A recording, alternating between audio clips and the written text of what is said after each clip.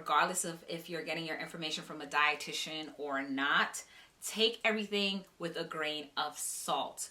Remember, what might work for one person may not work for you. Everyone has to take a personalized approach to health. So even when you're getting information online, reach out to a registered dietitian to get an assessment so that they can create a personalized plan for you.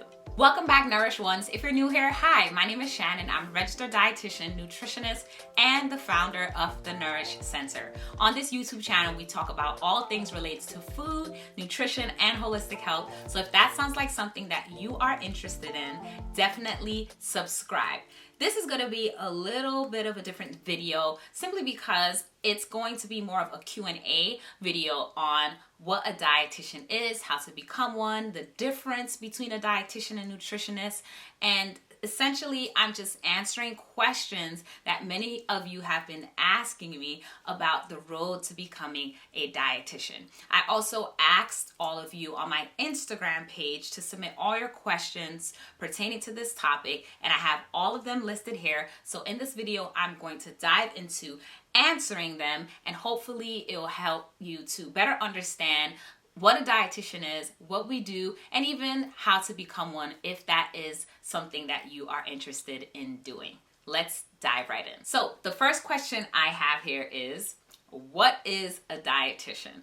So a dietitian is a health professional who specializes in nutrition and dietetics, so food and diets. And as dietitians, we are trained to help you prevent, treat, and better manage chronic conditions like diabetes, obesity, high blood pressure, cancer, you name it. We have been trained in every single condition you can possibly think of to help you better manage, prevent, or treat that condition through food and lifestyle changes. What is the difference between a dietitian and a nutritionist? This is a great question.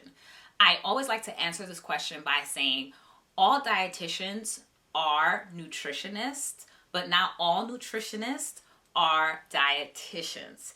Dietitian, or the term or word dietitian, is a title that is protected by law, just like the term doctor or nurse. So in order to become a dietitian, you have to go through the educational training and sit for a board exam. And even after you sit for a board exam and become a dietitian, you still have to do things to maintain your licensure.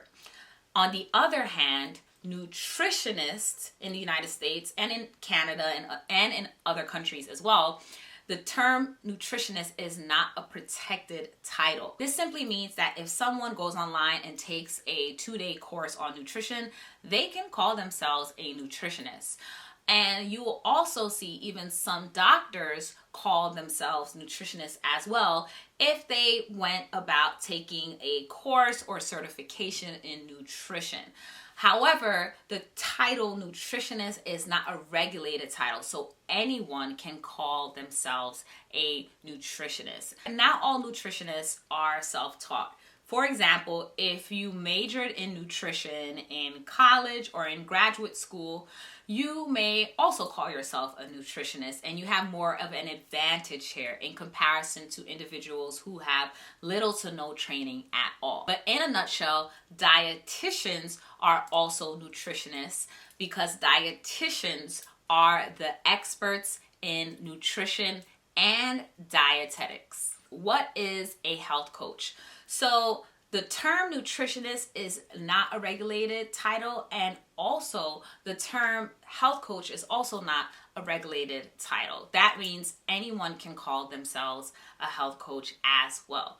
However, there are certain programs that you can go to become a certified health coach, to actually get training on how to coach people to improve their health.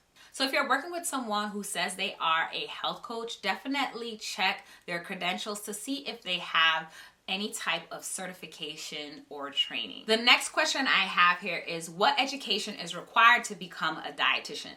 This is a great question because the requirements to become a dietitian is actually changing. As of January 1st, 2024, in order to become a dietitian, you need to have a master's degree. You need to go to an accredited school that will teach you nutrition and dietetics. And then you need to go through your supervised practice rotation. This is similar to a residency that a doctor does. And then after that, you need to sit for the board exam and pass that exam. Once you pass that exam, then you become a dietitian. And after you become a dietitian, you need to maintain a certain amount of continuing education credits every 5 years. So the road to become a dietitian can definitely feel like a long one, especially with this new requirement to have a master's degree. I became a dietitian a couple years ago, and I knew that this was going to become a thing and they were going to change the requirements. So I decided to just get my master's degree and become a dietitian at the same time, which was very intense.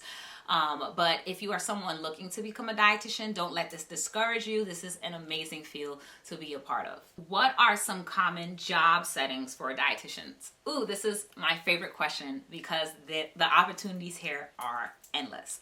So as I mentioned before, dietitians can practice medical nutrition therapy. So we can work in hospitals, in clinics. We can also work with different brands to create different foods or create their nutrition facts labels. We can work in community settings like in WIC or SNAP.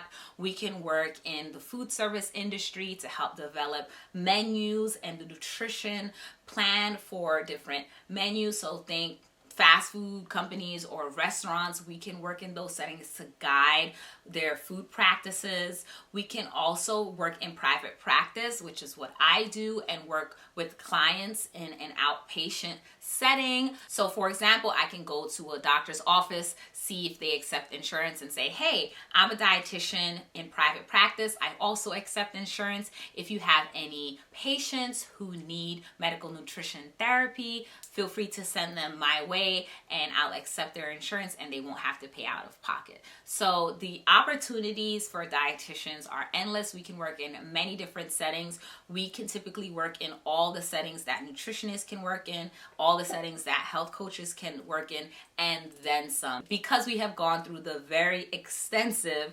educational background and training in nutrition and dietetics. And the last question is, what is the impact of social media on nutrition information? The thing is, social media has the ability to help people to improve their health, but it also has the ability to spread misinformation.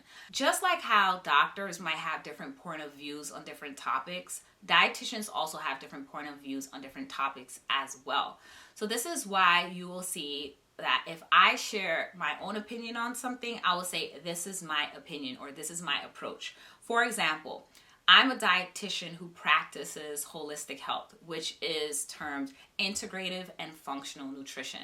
Not all dietitians, however, practice integrative and functional nutrition, right? So it's important to find a dietitian that is in alignment with the approach you like to take to improve your health, just like you would in finding a doctor. Maybe you are someone who likes working with a doctor who takes more of a preventative, holistic lifestyle approach instead of an approach that's just treatment or take this medication to solve your problems. There are many dietitians online like myself who create social media accounts to spread accurate information and also to dispel misinformation. So if you're someone looking to be inspired to eat healthier, definitely follow those accounts. I would definitely say social media has its pros and cons, but in general, overall, regardless of if you're getting your information from a dietitian or not, take everything with a grain of salt. Remember, what might work for one person may not work for you. Everyone has to take a personalized approach to health. So even when you're getting information online, try to reach out to a registered dietitian to get an assessment so that they can create a personalized plan for you.